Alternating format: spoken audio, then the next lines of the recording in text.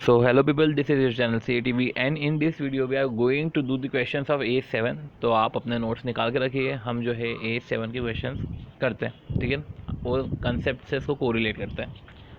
सबसे पहले Vertika limited has undergone bridge construction contract. तो ठीक है, ब्रिज कंस्ट्रक्शन कॉन्ट्रैक्ट उसने लेकर रखा है। Wherein bridge will be constructed in 3 year. The details of the contract इस तरीके से है कि इनिशियल में रेवेन्यू जो है वो 900 करोड़ है और कॉन्ट्रैक्ट कॉस्ट 800 करोड़ है, ठीक है। तो इनिशियल कॉन्ट्रैक्ट रेवेन्यू और कॉन्ट्रैक्ट कॉस्ट 800 करोड़ है, ठीक है। एक फर्स्ट ईयर में देखा जाए तो एस्टिमेटेड जो कॉन्ट्रैक्ट कॉस्ट है 805, देखो 800 की जगह बोल दिया 805। और फिर जो है सेकेंड ईयर में कॉन्ट्रैक्ट रेवेन्यू में इंक्रीज़ हो गया 20 से, ठीक है। और कॉस्ट में भी उधर से इंक्रीज़ हो गया 15 से, मतलब हर साल कुछ ना कुछ हो रहा है। और contract incurred up to first year 161, 524, 584, 820 इस तरीके से है, ठीक है। तो आप चीज़ एक नोटिस कर रहे होंगे कि हर साल कुछ ना कुछ तो हुआ है चेंज, ठीक है। हर साल जो है रिवाइज हुई है चीज़ें। तो क्या परसेंटेज ऑफ वर्क कम्प्लीशन इस बेसिस पे निकालना है हमको? तो देखो हाँ, परसेंटेज ऑफ वर्क कम्प्लीशन हम जो है इस बेसिस पे निकालते हैं कि देखो पहले 805 था, कॉन्ट्रैक्ट कॉस्ट इंकर्ड जो हो गई, तो क्योंकि ये रिवाइज हो गया ना, और कॉन्ट्रैक्ट कॉस्ट इंकर्ड 161, तो ये हो गया हमारा जो है एक तरीके से 20%। फिर आया इधर 584, ठीक है। ये 584 आया divide by contract cost additional increase in cost 820। 584 divide by 820 करेंगे तो 71.21% आएगा, पर इसमें कुछ डिटेल मिसिंग है। 584 में 10 करोड़ मटेरियल स्टोर था, ठीक है। तो 10 करोड़ ऑफ मटेरियल स्टोर्ड। तो इस तरीके से अपने को जो है वो स्टॉक जो लाए होता है मटेरियल एट साइट है वो अपने को माइनस करना पड़ता है। तो तेरा अभी तक जैसे कि कॉन्ट्रैक्ट कॉस्ट 584 इंकर हो गया था, स्टॉक उसमें कुछ पड़ा हुआ था, पर तो वो कॉस्ट में मत माने। 584 में से वो उतना माइनस करो, 10 माइनस करो, 574 है। अब तुम निकालो, ठीक है। तो 574 डिवाइड बाय ये 805 था, 15 820।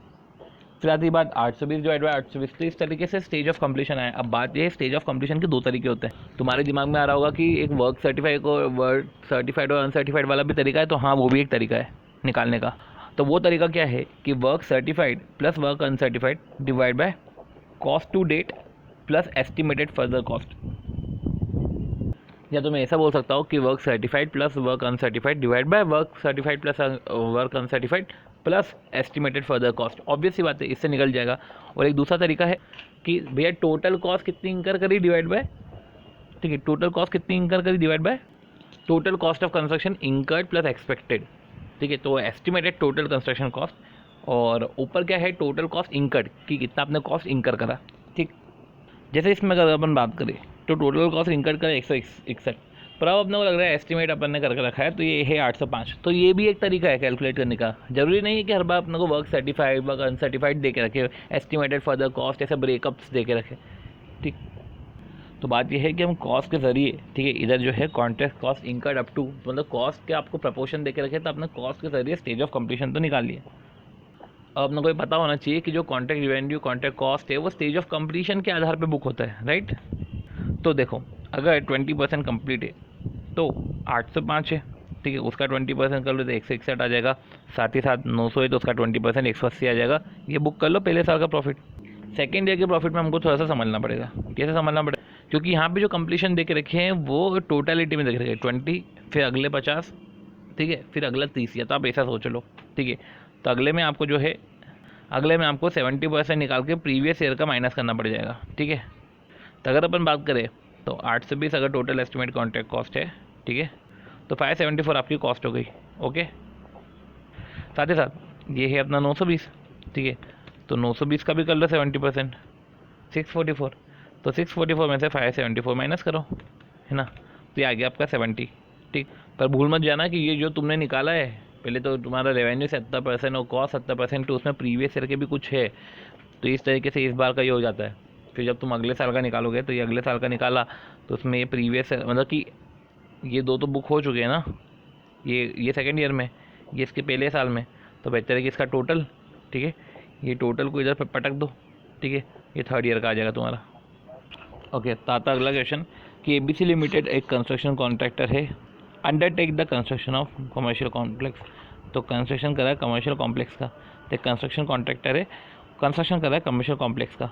अब उसने जो है submitted a separate proposal each of 3 unit, her unit का सेपरेट प्रपोजल है, ठीक है, ऑफ कमर्शियल कॉम्प्लेक्स। तो सेपरेट प्रपोजल है for each of 3 unit of commercial complex, तो सेपरेट प्रपोजल है। Single agreement is entered into between the 2 parties, ठीक है। तो जो 2 पार्टीज़ है उनके बीच में एक सिंगल एग्रीमेंट हुआ, ठीक है। प्रपोजल सेपरेट थे, ठीक है, प्रपोजल सेपरेट थे पर सिंगल एग्रीमेंट में एंटर हुए, और एग्रीमेंट में ले डाउन करी है कि हर यूनिट की वैल्यू, अगर हम बात करें तो एग्रीमेंट में ले डाउन हुई है कि ईच ऑफ 3 यूनिट की वैल्यू क्या है, 50, 60 और 75, ठीक है। Agreement also lays down the completion time for each unit. देखो तो ये बता के रखा है कि एग्रीमेंट ने ले डाउन करा है ईच ऑफ 3 यूनिट बता के रखा है, ठीक है, और जो है कंप्लीशन टाइम भी बता के रखा है हर यूनिट का। Comment with reference to A7 whether ABC should treat it as a single contract, इसको सिंगल कॉन्ट्रैक्ट माने कि सेपरेट कॉन्ट्रैक्ट माने। प्रपोजल अगर सेपरेट है, ठीक है, सिंगल एग्रीमेंट में है, हर यूनिट की जो है वैल्यू दे के रखी है और हर यूनिट का कंप्लीशन टाइम दे के रखा है, तो separate proposal, separate value, separate completion time. तो ऐसा होता है कि सिंगल यूनिट करके भी इसको सेपरेट कंस्ट्रक्ट, सिंगल एग्रीमेंट होके भी सेपरेट कंस्ट्रक्शन कॉन्ट्रैक्ट है वो।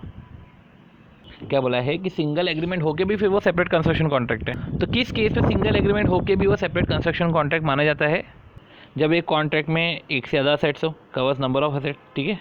तो कॉन्ट्रैक्ट में जो है नंबर ऑफ असेट हो, एक से ज़्यादा असेट हो, हर एक असेट का जो है सेपरेट प्रपोजल हो, ठीक है, सेपरेट नेगोशिएशन हो,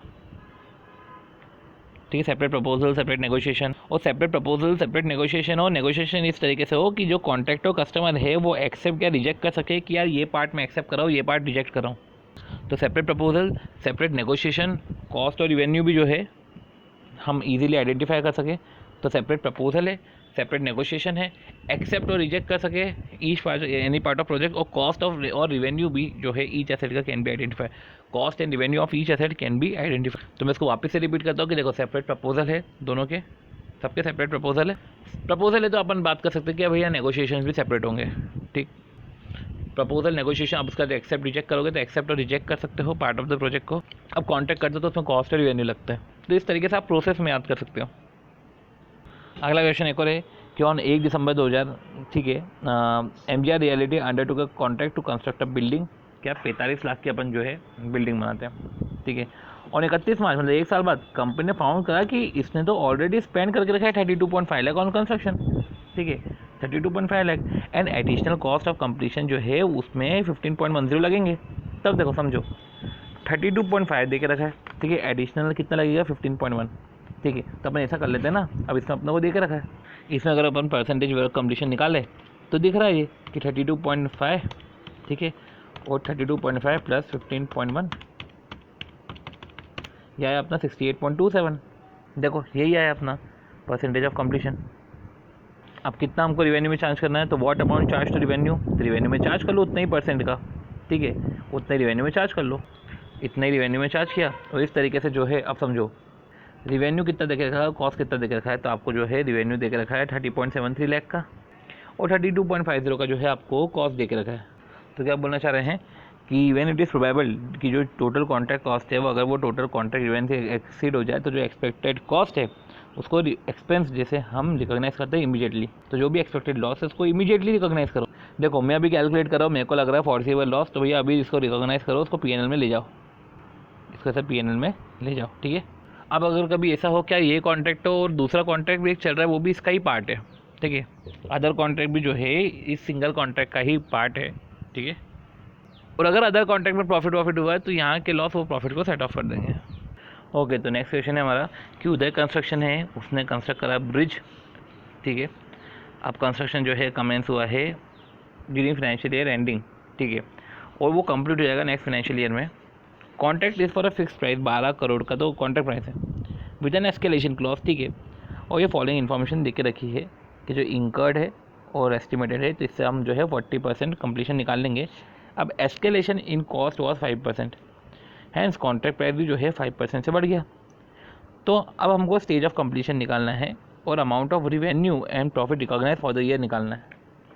तो देखो अभी अपन ने पढ़ा है कि एस्केलेशन इन कॉस्ट वॉज 5%, क्या एस्केलेशन को लेना चाहिए कि इससे हमारा काम हो जाएगा, तो मेरे को लग रहा है 40% हो जाएगा। एस्केलेशन कॉस्ट को नहीं ले तो बेटर है, देखते हैं अभी अपन कि परसेंटेज ऑफ कंप्लीशन कितना है और परसेंटेज ऑफ कंप्लीशन जो है इतना ही है। देखो बात हुई थी वो वैसे ही हुआ। अब जब अगर 40% मैंने निकाला है, ठीक है, तो अब मैं इसको कैसे कैलकुलेट करूँगा, ठीक है। अब रिवेन्यू तो जो है एस्केलेशन कॉस्ट 5% से हुआ है, तो कॉन्ट्रैक्ट प्राइस भी 5% से बढ़ा है। तो देखो अब अपने को जो है हमको कॉस्ट तो हम लोग को पता है, अब रिवेन्यू जो है रिवेन्यू एस्केलेटेड रिवेन्यू लगा देंगे। एस्केलेटेड रिवेन्यू कितना है हमारा, तो एस्केलेटेड रिवेन्यू हमारा कितना है 12 में हम 5% ऐड कर देते हैं, उसका 40% निकाल लो, ये हो गया हमारा एस्केलेटेड रिवेन्यू। और जो है प्रॉफिट में भी इसको जो है कंसीडर नहीं करेंगे, इन द सेंस कि जो ये 4 है वो 4 ही रहेगा, ऐसा नहीं है कि 4 + 5% 4.2 हो जाएगा, ऐसा नहीं है, ठीक है। तो हम समझ चुके हैं कि एस्केलेशन कॉस्ट हम कॉस्ट में नहीं कॉस्ट में लेते हैं, कॉस्ट में नहीं लेते हैं, प्राइस में लेते हैं। देखो परसेंटेज कंप्लीशन में हमने उसको नहीं लिया और हमने उसको बाकायदा प्राइस में लिया, ठीक है, ओके। चलो अब कंस्ट्रक्शन कंपनी ने स्पेंड करे 180,000 टेंडरिंग में। अब देखो टेंडरिंग के खर्चे जुड़ते हैं कि नहीं जुड़ते कॉन्ट्रैक्ट कॉस्ट में, ये टेंडरिंग के खर्चों को हम बोलते हैं प्री कॉन्ट्रैक्ट कॉस्ट। तो प्री कॉन्ट्रैक्ट कॉस्ट ऐड होता है, ओ ठीक है। द कॉन्ट्रैक्ट प्राइस जो है वो 55,000 है, ठीक है। The construction is expected to be completed, 2 साल में तो कंस्ट्रक्शन कंप्लीट हो जाएगा, ठीक। जो कंपनी ने इसने फॉलोइंग एक्सपेंसेस इस तरीके से इंकर करें। देखो स्टेज ऑफ कंप्लीशन जो निकालने का तरीका था वो तो वर्क सर्टिफाइड, वर्क अनसर्टिफाइड और एस्टिमेटेड जो है एडिशनल कॉस्ट है, तो उनके थ्रू हम निकाल सकते थे। तो इधर हम वर्क कंप्लीशन ऐसे निकाल सकते हैं कि टोटल कॉस्ट ऑफ कंस्ट्रक्शन जो कितना कॉस्ट इंकर्ड है वैसे हम निकाल सकते हैं। देखो अब पॉइंट ये है कि पहले साल में ईयर 0 में, मतलब कि year 0 in the sense starting में, ये फर्स्ट ये ईयर का एंड है, ये ईयर का एंड है, तो हम ईयर के एंड पे परसेंटेज कंप्लीशन देखते हैं ना कि स्टार्टिंग में, ठीक है। तो ये स्टार्ट में हुआ, ठीक है, ईयर स्टार्ट में हुआ टेंडरिंग कॉस्ट। अब जो है अब अपना ईयर 1 में कैलकुलेशन खर्चे हो रहे हैं। तो देखो एम्प्लॉय बेनिफिट कॉस्ट जिसको अपन बोलते हैं side cost, transportation charges, depreciation material, फिर जो है ओवरहेड है, ये ओवरहेड 10% है, मतलब ये जो भी अपना 5,000 है, इस 5,000 का 10% निकालो 500। तो देखो सिंपल सी बात है, ये सारे कॉस्ट हमने लिए, ठीक है। तो 180 + 4,000 + 120 + 800 प्लस मटेरियल 15,000, ये 20,100 हुआ। 20,100 में हमने जो है 500 और ऐड करे तो 20,600 हुआ, ठीक है। अब ये जो 20,600 है ये तो अपना जो है कॉस्ट टू डेट हो गया या कॉस्ट इंकर्ड टिल डेट हो गया। टोटल कॉस्ट ऑफ कंस्ट्रक्शन तो निकाल लें, वो भी निकाल लेते हैं, ठीक है। अब एक चीज़ हमको ये भी याद रखनी पड़ेगी कि ये क्यूमुलेटिव नहीं है, ये सेपरेट है, इन द सेंस कि इसका सेपरेट है, इसका सेपरेट है। तो हमको ऐसा लगता है कि ये भी कैलकुलेट करना चाहिए और ऐसे कैसे हमको टोटल निकाल लेना चाहिए। तो देखो हमने ईयर के स्टार्ट में भी नहीं लिया और नेक्स्ट ईयर के परसेंटेज कैलकुलेशन में देखो नेक्स्ट ईयर के स्टेज ऑफ कंप्लीशन में भी हम इसको नहीं लेंगे, मीन्स कि ये जो 180 है इसको नहीं लेंगे, ठीक है, नेक्स्ट ईयर में भी। पर हाँ ऑब्वियस बात है कि परसेंटेज कैलकुलेशन में नहीं लेंगे, ठीक है, बट वो टोटल में तो ये आएगा ही ना, टोटल में इसका हिस्सा रहेगा, ठीक है। अब जो है 3700 110, ठीक है, ये जो है अपना 3700 110 800 19,100 ये अपना हो गया। और कॉन्ट्रैक्ट ओवरहेड है जैसे 2,400 + 1,200 + 2,200, ये 5,800 है, उसका 10% 580, ठीक है। तो इस तरीके से अगर हम बात करें तो हमने टोटल पहले निकाल लिया, टोटल कॉस्ट पहले निकाली, परसेंटेज कंप्लीशन पे पहले मूव नहीं करा, पहले एक टेबल बने और टेबल पे हमने टोटल कॉस्ट निकाल के हमने ये पहले ये कर लिया। अब पॉइंट ये है कि हमने हर बार पहले परसेंटेज कंप्लीशन निकाल लिया टोटल कॉस्ट की मदद से। पर मुझे लग रहा है कि भाई जब आप टेबल बना रहे हो तो उसका आप ऊपर रिवेन्यू भी लिख दो, जैसे इन्होंने भी करके रखा है कि रिवेन्यू, बाकायदा उन्होंने रिवेन्यू लिख के रखा है ना, ताकि क्या है रिवेन्यू क्या कॉस्ट कैलकुलेट किया, कॉस्ट क्या हमने परसेंटेज कंप्लीशन कैलकुलेट किया, उसके हिसाब से आप फिर जो है अपना P&L बुक कर लेना, ठीक है। तो रिवेन्यू के हिसाब से है तो भाई अगर आप देखो तो रिवेन्यू स्टार्टिंग में तो जो है कितना है 55,000।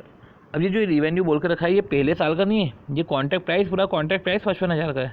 अब इस प्राइस में वेरिएशन भी होते हैं, तो देखो ये कॉन्ट्रैक्ट प्राइस बोल के रखा है। अभी जो है वेरिएशन और क्लेम्स ये सब भी हुए, तो क्लेम्स वेरिएशन ये सब ऐड कर 1,050 है, अगली बार में 500 200 500 ये 1,200 आया, ठीक है। तो इस तरीके से 55,000 का जो है 57,250 हो गया, ठीक है। अब देखो अब हम परसेंटेज कंप्लीशन निकाल चुके हैं, तो परसेंटेज कंप्लीशन निकाल चुके हैं तो वो तो इस पे लगेगा, अब मतलब कि 55 और 1,050 तो 56,050 इस पे लगेगा, ठीक है। तो 56,050 पे कितना परसेंट लगेगा 45.89% लगेगा, तो 2572 2571 लगेगा, ये अपना लग गया, ठीक है। ये अपना लगा ईयर सेकेंड में, ठीक है। और कॉस्ट अपनों को बताइए कि कितनी लगनी, कॉस्ट हमको बताइए 20,400 और 20,400 है 20 है और 180 है, तो 20,600 लग गया, तो 5121 आ गया। देखो आपने परसेंटेज कंप्लीशन में नहीं लिया, आपने डिनोमिनेटर में तो लिया था, मतलब टोटल कॉस्ट में तो लिया था आपने, तो कॉस्ट लगेगी, ठीक है। तो इस तरीके से हम क्या समझे कि भैया देखो ये है कॉस्ट हमने ले लिया, हमने 180 को बाकायदा परसेंटेज में नहीं लिया, ठीक है, पर 180 को हमने परसेंटेज में नहीं लिया इन द सेंस कि हमने जो है 44,980 में तो ऑब्वियसली आया, पर हमने 20,420 मतलब कि हमने न्यूमरेटर में नहीं लिया इसको, ठीक। तो ये है कि स्टार्टिंग में परसेंटेज कंप्लीशन नहीं लेते, जब लेते भी है तब भी न्यूमरेटर में इसको कंसीडर नहीं करते, डिनोमिनेटर में इसको कंसीडर करते हैं। फिर बाद में जो है हमने परसेंटेज कंप्लीशन से हमने जब अगर एक बार रेवेन्यू निकाल लिया, अब देखो कॉन्ट्रैक्ट प्राइस और कॉन्ट्रैक्ट रेवेन्यू में यही अंतर है, आप निकाल चुके होंगे अब। तो इस तरीके से जो है हमने निकाल लिया ये, ठीक है। और यही हमने जो है नेक्स्ट ईयर का भी कैलकुलेट किया, नेक्स्ट ईयर में भी ये सब देख रखा था हमने, परसेंटेज तो कैलकुलेट करके रखा ही है, हमने परसेंटेज तो कैलकुलेट करके रखा ही है, ठीक है। तो 100 में से 45.89 माइनस करें तो 54.11 नहीं आएगा, कोई ऐसा क्यूमुलेटिव वाला सीन तो है नहीं, राइट। तो ये जो तुम्हारा है ये कॉन्ट्रैक्ट कॉस्ट, ये तुम्हारी टोटल कॉस्ट लगी 24290, ठीक है। वो तो अब देखो कॉन्ट्रैक्ट रिवेन्यू कितना है आपका जो है, अब देखो तो देखो सेकेंड ईयर का जो भी हमारा कॉन्ट्रैक्ट रिवेन्यू है, तो ऑब्वियस सी बात है कि सेकेंड ईयर का कॉन्ट्रैक्ट रिवेन्यू टोटल में से ये माइनस कर दो तो आपका सेकेंड ईयर का कॉन्ट्रैक्ट रिवेन्यू आ जाएगा, ठीक है। यही आप इधर भी कर सकते थे कि आपकी टोटल कॉस्ट है तो जो है 44890 में से आपने ये जो है 2 कॉस्ट माइनस कर दी, ठीक है। तो आपने ये माइनस कर दी तो भी आपका 24890 आ जाता। तो और जो है बैलेंसिंग आपका परसेंटेज रहेगा। तो इस तरीके से आपने जो है इधर का भी रिवेन्यू अपने बुक कर लिया। तो हमने क्या किया, बाकायदा हमारे पास जो है रिवेन्यू था, हमारे पास कॉस्ट था, हमने सबको लिखा, ठीक है। फिर हमने परसेंटेज कैलकुलेशन लिया। तो फर्स्ट ईयर में तो लेने से रहे हम कैलकुलेशन, सेकेंड ईयर में लिया हमने, इसको न्यूमरेटर में तो ठीक है, इसको न्यूमरेटर में तो नहीं लिया पर हमने डिनोमिनेटर में लिया। तो इस तरीके से हमने जो है पहले टोटल से हमने परसेंटेज निकाल लिया, ये परसेंटेज हमने रिवेन्यू पे भी अप्लाई कर लिया। अब पॉइंट ये है कि जब इसका निकालते हैं तो ऐसे केस में हमने जो टोटल निकाला है उसमें से फर्स्ट ईयर का माइनस कर दो तो बैलेंस हमारा सेकेंड ईयर का हो जाएगा। और ऐसे ही हमने रिवेन्यू के समय भी हमने ऐसे ही किया। सो इस तरीके से जो है हमारा ये प्रॉफिट एंड लॉस कैलकुलेट हो गया। ओके, तो मई 21 के आरटीपी का क्वेश्चन है, ये भी हम देख लेते हैं, ठीक है। क्या बोल रहे हैं कि कॉन्ट्रैक्टर लिमिटेड ने रिकॉग्नाइज किया contract revenue on a contract awarded in a financial year 2021। Target क्या है 5 साल में कंप्लीट करने का, ठीक है। अब contractor limited have recognise contract revenue on a contract awarded, target date है कंप्लीशन 5 ईयर्स का। Contract provide for incentive for early completion, पहले कंप्लीट कर लिया तुमने 1000 पर डे का मिलेगा, सब्जेक्ट टू मैक्सिमम 3 लाख, मतलब 30 दिन अगर तुमने पहले करा, 300 दिन sorry. The company has included this amount in contract revenue. अभी तो उन्होंने फर्स्ट ईयर ऑफ कॉन्ट्रैक्ट में इंक्लूड कर दिया, मतलब कि इन्होंने जो है इंसेंटिव दे रहे हैं अर्ली कंप्लीशन पे, तो इन्होंने इंक्लूड कर लिया फर्स्ट ईयर ऑफ कॉन्ट्रैक्ट में ही। और ग्राउंड क्या है, that based on the previous experience, कि हमारे पास जो प्रीवियस एक्सपीरियंस है, it is confident of completing the contract in 4 year, कि मैं तो कर ही दूंगा, पास्ट ट्रैक रिकॉर्ड है ही मेरे ऐसे।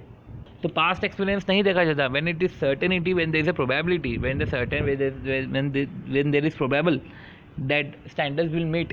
तो ड्यूरिंग द वर्क अगर आपको प्रोबेबल लग रहा है कि स्टैंडर्ड मीट हो जाएंगे तो जाके आप बुक करो इंसेंटिव, अदरवाइज मत बुक करो। ये तो अभी तो वर्क ही चालू नहीं करा इन्होंने। तो सबसे पहले ही बोल दिया कि जो कंपनी की अकाउंटिंग पॉलिसी है वो A7 के अकॉर्डिंग नहीं है, क्योंकि पास्ट ट्रैक रिकॉर्ड इस कोई क्राइटेरिया नहीं होती। तो वो कब बुक करते हैं कि जब कॉन्ट्रैक्ट इज सफिशिएंटली एडवांस, ठीक है, कि व्हेन इट इज़ प्रोबेबल, लग रहा है कि आपके स्टैंडर्ड मीट हो जाएंगे, ठीक है, और आप ये जो है इंसेंटिव पेमेंट को अच्छे से रिलायबली मेजर कर सकते हो।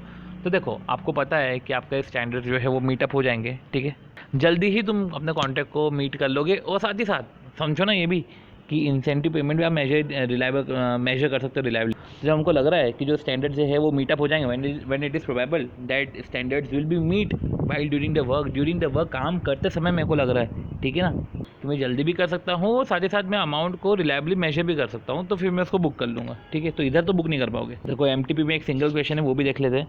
क्या है क्वेश्चन कि x a contractor has just entered into contract, ठीक है, वो कॉन्ट्रैक्ट में एंटर हुआ है with a local municipal body कि वो फ्लाईओवर पे चलो बिल्ड करते हैं, और as per the contract terms X को एडिशनल 2 करोड़ मिलेंगे अगर फ्लाईओवर जो है within a period of 2 year complete कराए तो उसको रिकॉग्नाइज करना है रेवेन्यू, क्योंकि पास्ट में भी वो टारगेट इजीली मीट कर चुका है। तो भैया ये कोई क्राइटेरिया नहीं रहता। ड्यूरिंग द वर्क करते समय अगर तुमको लग रहा है कि स्टैंडर्ड्स मीट हो जाएंगे तो आप बुक करो, अगर आप अमाउंट को रिलायबली मेजर कर सकते हो तो, ठीक है। तो आगे बढ़ते हैं। अब देखो द कॉन्ट्रैक्टर फर्म ऑप्टेन, अब देखो अब हम जो है सजेस्टेड देख रहे हैं, a contractor firm obtain a contract कि चलो ब्रिज कंस्ट्रक्ट करते हैं, ठीक है। फॉलोइंग डिटेल्स है, ये फॉलोइंग डिटेल्स एक बात को देख लो कि कॉन्ट्रैक्ट प्राइस देख रखा है। देखो ये टोटल कॉन्ट्रैक्ट प्राइस है, वर्क सर्टिफाइड, वर्क अनसर्टिफाइड और एस्टिमेटेड फर्दर कॉस्ट। तो ये जो इससे पर्टिकुलर आप निकाल लो, तो ये जो है पर्टिकुलर 60% है। अब देखो amount of revenue to be recognise, तो आप कॉन्ट्रैक्ट प्राइस पे अप्लाई कर दो 60%, या आप 300 जो है 61 सेकेंड हाँ, तो रेवेन्यू टू बी रिकॉग्नाइज थी 300 करोड़ आपने रिकॉग्नाइज करे। अब amount of PNL to be recognise, अब देखो 300 करोड़ है, कॉस्ट टू डेट मतलब आपने अभी तक कॉस्ट कितना इंकर करा है, तो ये है अपना 300 हो गया और ये 330 हो गया, तो ये तो लॉस हो गया, ये तो लॉस हो गया, फोर्सेबल फ्यूचर लॉस। तब ठीक है, ये तो लॉस हो गया, तो प्रोविजन बना लो इसका। अब उसमें एक बात समझने की आ जाती है कि देखो आपने क्या किया, 330 हुआ है, ठीक है, 330 आपका 300 है। अब कायदे से आप बोलोगे कि 30 रुपये रिकॉग्नाइज करो, पर ऐसा नहीं है कि 30 रुपये हमने रिकॉग्नाइज करे, परसेंटेज के बेसिस पे तो हम रिकॉग्नाइज बिल्कुल भी नहीं करेंगे। हम कैसे रिकॉग्नाइज करेंगे, अब हम समझते हैं। लॉस जो है वो लॉस 30 रुपये का नहीं है, लॉस कैसे निकलेगा कि 250 80 और 220 हमने टोटल करा, ठीक है, ये 550 हुआ, और जो है कॉन्ट्रैक्ट प्राइस हमने निकाला 500, तो फोर्सेबल लॉस तो है 50 का है, ठीक है। अब इस साल का लॉस है वो 30 है, इस साल का लॉस है 30, तो वो जो है फ्यूचर फोर्सेबल लॉस, तो उसका फ्यूचर फोर्सेबल लॉस का बनता है प्रोविज़न, ठीक है। अब अपने को क्या निकालना है कि अमाउंट ड्यू फ्रॉम कस्टमर, कि अमाउंट कितना ड्यू है कस्टमर से। अब देखो ये डिस्क्लोजर वाली चीज़ें चल रही है, तो एक बार हम डिस्क्लोजर पढ़ ले तो इसको खत्म करते हैं कि अमाउंट ड्यू फ्रॉम कस्टमर कैसे निकालते हैं। तो देखो अब इसको कैसे कैलकुलेट करेंगे, तो एक तो हमारा कॉन्ट्रैक्ट रिवेन्यू वो तो हम लिख लेंगे, ठीक है, और कॉन्ट्रैक्ट कॉस्ट भी निकलेंगे, ठीक है। तो कॉन्ट्रैक्ट रिवेन्यू कॉन्ट्रैक्ट कॉस्ट मतलब वही वर्क सर्टिफाइड और वर्क अनसर्टिफाइड, ठीक है, ये लिख लिया। तो कॉन्ट्रैक्ट रिवेन्यू लिख लिया, कॉन्ट्रैक्ट कॉस्ट लिख लिया, तो कॉन्ट्रैक्ट प्रॉफिट एंड लॉस भी लिख लो। अगली तीन चीज़ होती है जो समझने लायक होती है, ठीक है। एक तो है प्रोग्रेस बिलिंग। प्रोग्रेस बिलिंग मतलब कि आपको पेमेंट मिल गया है या मिलने वाला है, दोनों ऐड करते हैं। और रिटेंशन मतलब ऐसा होता है कि बिल्ड हो गया है पर हमको अभी रिसीव नहीं हुआ। और फिर gross amount due from customer में 2 + 3 + -4 आ जाता है। तो gross amount due from customer में क्या आएगा सबसे पहले, अब देखो प्रोग्रेस बिलिंग तो क्या है 2 + 3 - 4, तो सबसे पहले हमारा 2 क्या कॉस्ट है, तो कॉन्ट्रैक्ट कॉस्ट टिल डेट कितना है, ठीक है, कॉन्ट्रैक्ट कॉस्ट टिल डेट, क्योंकि वो सेकंड पे कैलकुलेट होता है 2 पे, तो है अपना 330, ठीक है। अब +3, तो उसमें लॉ प्रॉफिट तो कुछ नहीं है पर लॉस है अच्छा खासा, ठीक है। तो लॉस में भी जो है 50 का है टोटल लॉस, ठीक है। और 4 माइनस करेंगे, 4 का मतलब क्या, प्रोग्रेस बिलिंग हम माइनस करेंगे। प्रोग्रेस बिलिंग मतलब कि बिल हो चुका है, पेमेंट रिसीव करना हो जाए या टू बी रिसीव है, तो ऐसे केस में हम 270 माइनस कर देंगे, तो इस तरीके से अमाउंट ड्यू फ्रॉम कस्टमर आ जाएगा 10 करोड़, ठीक है। तो ऐसे केस में कैलकुलेट हो जाएगा 2 + 3 - 4, ठीक है। वो ये क्वेश्चन था फिर वो कि ये जो अगला क्वेश्चन है देख ले, तो ये भी ईजी था कि sky limited heavy engineering contractor है, वो स्पेशलाइज है कंस्ट्रक्शन ऑफ फ्लाईओवर में, कंपनी जस्ट एंटर हुई है कॉन्ट्रैक्ट में, एडिशन 50 लाख रिसीव हो जाएगा अगर आपने 2 साल में कंप्लीट किया है, तो तुम ये टारगेट पहले भी इजीली मीट कर चुके हो। तो इसका मतलब ये नहीं है कि इंसेंटिव को तुम बुक कर लो, ठीक है। और वही है कि जब हमें पता है when it is probable that जो है percentage that standards will be meet up, ये प्रोबेबल है, and amount can be measure easily, तब जाके आप जो है वो बुक करोगे। अब एक क्वेश्चन बचा है प्रैक्टिस मैनुअल का, जिसको हम देख लेते हैं। तो इससे क्या होगा कि एक वो फुल फ्लेज ओवर हो जाएगा। मैं आपको एक क्वेश्चन बताता हूँ जिसमें हमको डिस्क्लोजर के बारे में सारी डिटेल हमको डालनी है। देखो अब हमको जो है ये पूरा डेटा दे के रखा है, ठीक है, तो पूरा डेटा दे के रखा है, अब हमको डिस्क्लोजर करना है। तो ठीक है, पहले लिखते हैं, पहले डिस्क्लोजर में क्या आएगा, कॉन्ट्रैक्ट रिवेन्यू। तो कॉन्ट्रैक्ट रिवेन्यू कैसे आएगा कि जो है, अब देखो तुम इससे निकालो वर्क सर्टिफाइड, वर्क अनसर्टिफाइड और estimated further cost of completion, ठीक है।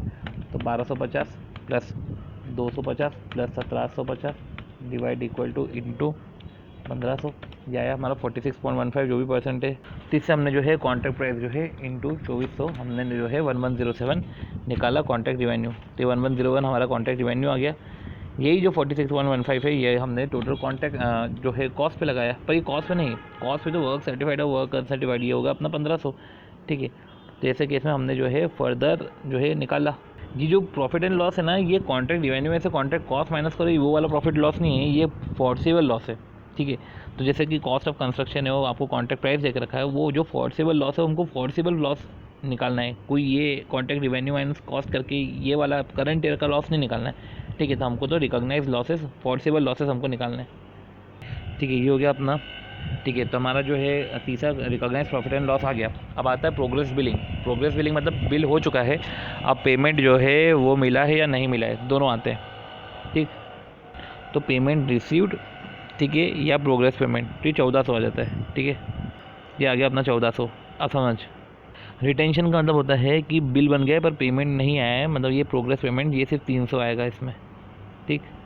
और gross amount due from customer में कॉस्ट आया, रिकॉग्नाइज लॉस आया, तो 2 + 3 देता ना, तो 1500 में से 850 माइनस करा, ठीक है।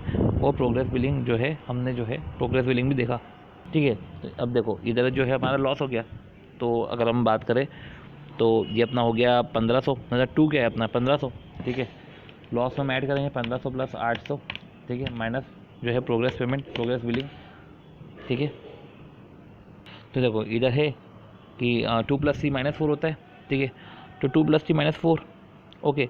तो कॉन्ट्रैक्ट कॉस्ट है, तो अगर हम बात करें 1500 में से 850 हम माइनस कर देंगे, माइनस जो है हम प्रोग्रेस बिलिंग भी करेंगे, तो इससे हमारा 750 आ जाएगा। और ये हमारा ग्रॉस अमाउंट ड्यू रहेगा कि हमको इतना लेना बचा है, gross amount due from customer है, ठीक है। Gross amount due to customer है, हमको कस्टमर को देना है gross amount due to customer. ये हुआ कैसे कैलकुलेट की, देखो हमारा जो है कॉन्ट्रैक्ट एक्सपेंसेस तो इतना है, ठीक है। अब देखें तो उसमें लॉस तो इतने का है 850, ये gross amount due to customer ये हमारा असेट होता है वैसे तो, ठीक है। और ये जब नेगेटिव में होता है तो इसको लाइबिलिटी जैसे शो करता है। ये ड्यू टू कस्टमर जो है हमारा नेगेटिव आता है, तो ऐसे जैसे जब नेगेटिव आता है तो हमें इसको जो है वो ऐसे एसेट शो होता है, ठीक है। नेगेटिव होता है तो लाइबिलिटी शो होता है, जो कि इधर भी बात करी थी कि शो एज लाइबिलिटी। तो इस तरीके से अपने जो है SMPM in fact RTP MTP suggested के सारे क्वेश्चन कर लिए हैं।